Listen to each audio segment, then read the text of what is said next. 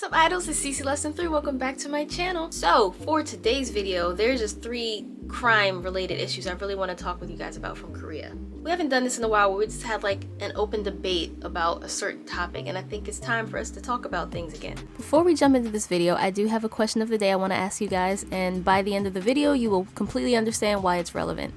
If there was a crime committed against you and God forbid you were gone, would you want that person to face life in prison or receive the death penalty? I would love to know where the majority of people lie on this particular issue.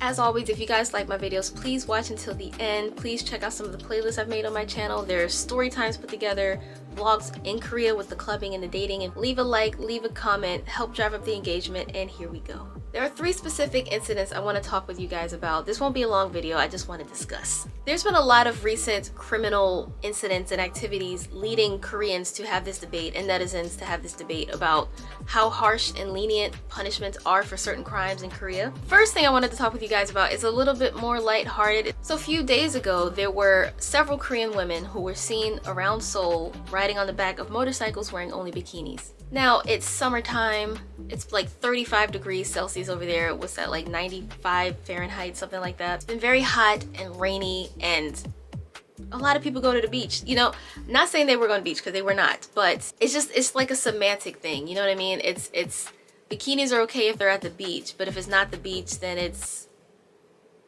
What's the law? Hold on, let me tell you. According to reports, the offense of excessive exposure involves deliberate exposure of the main parts of the body in public, causing shame or discomfort to others. The penalty for such an offense can range from a fine or up to 100,000 Korean won, which is like 80 bucks US, something like that, detention, or an administrative ticket. Now, these are the photos of the models in question. If you go on like the Korea Herald, and I saw this first on their Instagram, they blurred out the picture, so I was thinking it was like a really scantily placed bikini. I can't help but notice that some of these men are also shirtless or topless. I wonder if they also received a fine or if it was only the ladies in bikinis. If you do know, please let me know, because I couldn't find any info about them getting fined too. Personally, what I think the controversy comes from is apparently these women were promoting an adult magazine, like adult services and adult content. I feel like if this was a K-pop group promoting the concept of summer, then it would have been fine or less serious. The Seoul Gangnam police station has confirmed that they received a report on or around the 11th. The report stated that 4 motorcyclists carrying 4 women in bikinis were seen in the Taeharan-ro street in Gangnam district of Seoul. Subsequently, the police intercepted the motorcycles and questioned the 8 individuals involved, who explained that they were engaged in a magazine promotion and photo shoot. I don't know, but here's my thing. This doesn't seem like that big of a deal, but it also comes off of like Hwasa, for example. A few months ago, she was performing at a college campus, a university campus. It's like a festival they had. They're adults. Everyone in attendance, they're adults. It's for college kids. And parents were getting involved, saying that the way she was dancing was inappropriate and promoting sexual themes and sexual elements. And I just feel like all of this kind of contributes to the big problem Korea has with their declining birth rate. By the way, I'm well aware that the declining birth rate crisis going on in Korea right now is far more complex than what I'm talking about in this video. The cost of living is increasing, the work culture is unforgiving, the way women are mistreated in Korea, childcare costs, lack of free time, etc., etc. But I feel like when women are always told that what they do, how they look, how they dress or act is inappropriate, that doesn't help, especially given the fact that men often get away with a lot more. They make sex such like a forbidden, taboo thing. Like anything that alludes to sex even remotely is a problem. It's a crime. And it's usually women who get in trouble for this. I cannot tell you guys how many times I've seen men's penises in public in Korea. Typically, like in the countries I've lived in and grew up in, America, the UK, other places I visited, if a man has to go to the bathroom in public, they go down an alley, they face away from people, and they pee on a wall or something. The first time this happened to me that I saw it, I was in Jeju, 2017.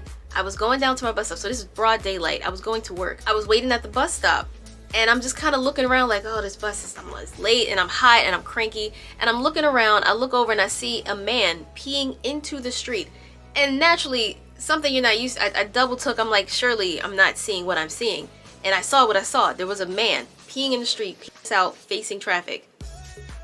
In Korea, they have a lot of these like workouts. To call it a gym would kind of be an overstatement. It's not a gym. It's like little pieces of equipment you can work out on, but it's not quite a gym.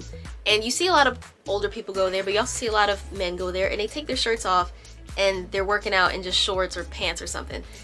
And like, it's funny that that's okay with them being shirtless or having their dicks out, but a woman in a bikini it's a fine because people are embarrassed or uncomfortable from excessive exposure. It's a bikini. Time and time again, you see stuff like this happen and it's women who are at fault or in trouble. It's like what America Ferrera said in Barbie. And it turns out, in fact, that not only are you doing everything wrong, but also everything is your fault. I was fully expecting like something's barely over the nipples, barely covering the private. It's a normal bikini. And they look great. Anywho, I would love to get your take on this because a lot of people, even in the Korea Herald, like in the comment section on Instagram, a lot of people were like, oh, you guys keep promoting your Western values in Korea and this is part of the problem. But the way I see it, if you're gonna make laws be law, then it should apply to both genders. That's my only issue. If a country is really like conservative that way, then it should apply to the men too. That's when I have a problem, that women, our bodies are shameful and we should always be the ones to cover it. But men, you can wear whatever you want. That's when I have a problem. Personally. And then ridiculously enough, there were even still people in the comments blaming gay people for this somehow. I'm like, y'all need to touch grass. The next thing I wanted to talk to you guys about that has been circulating in recent news in Korea is low teen crime punishment rates. I saw a story online that says something like only 3% of teens who commit serious crimes face an actual criminal punishment. What did he say? Only about 3% of those classified as criminal youth who committed any of the major 5 violent crimes, murder, robbery, indecent assault, and special violence, were found to have been punished under the Criminal Act, while the majority of them received mild correctional measures, the data showed on Wednesday. Judges can choose whether to apply either Criminal Act or Juvenile Act in the case of teenage offenders aged 14 to 18. The Juvenile Act can only impose lighter punishment, but also does not leave a criminal record. This article came out on the 16th, just so you know a time frame. Juvenile offenders between the ages of 14 and 18 are designated as criminal youth. Out of 18,084 juvenile cases sent to trial for the 5 major violent crimes between 2017 and 2022, only 567 cases, or 3.1% of those cases, were punished under the Criminal Act, according to the Supreme Court data released on the request of Representative Kang Min-koo. Now, given that so few teens face a serious punishment, wouldn't that make them more likely to commit a crime knowing there's no real punishment or consequence to their actions? And this led netizens today to talk about the fact that these victims will never really know justice because, oh, the person who assaulted my sister was only 16, so it's fine, he got rehabilitated, he didn't go to jail for it. Some 17.9% of robberies, 6.5% of cases, and 1.4% of indecent assault cases perpetrated by teenagers were punished under the Criminal Act. That is a large percentage of these crimes who don't get punished criminally. For teenage offenders charged with murder, 23 out of 42 cases, 54.8%, were subject to criminal punishment, showing a relatively high portion of heavier punishment. But the figures showed that about half of the teens charged with murder were treated under the Juvenile Act, leaving no criminal record. There are many concerns that the Juvenile Act is actually used as a route to exempt young felons from criminal punishment. It could ignore a victim's pain and goes against the public desire of fairness. You know, in Korea, there's a lot of serious bullying incidents that happen amongst teenagers. There's a lot of robberies and again, the 5 major crimes categories that they consider. And because they're kids, they tend to get away with it. And this is also what, you know, that debate where now teachers are allowed to actually punish students, because before we kind of just had to let the kids do what they want. Luckily though, I will say in Korea, students tend to respect their teachers and elders, but that's not always the case. You do have those trouble students who are a problem and a danger for everybody. I mean, that's really unfortunate because I could imagine, not incentivized, but like it would make kids feel like I can kind of do this now because I'm a kid, I don't know any better, it's not my fault, and take advantage of the situation and advantage of the laws. Again, as always, I would love to know what you guys think about this, if you think the law should change, if you think it's fair because they are kids. Again, whenever I make these types of videos, there's always those people who are like, Korea's not America, everybody does everything differently.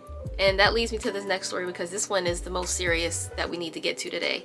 So given the recent trend of violent acts and crimes we've seen committed in Korea recently, over the summer even, a lot of fearful citizens and netizens have been debating whether or not the death penalty could help deter these people from committing these violent acts.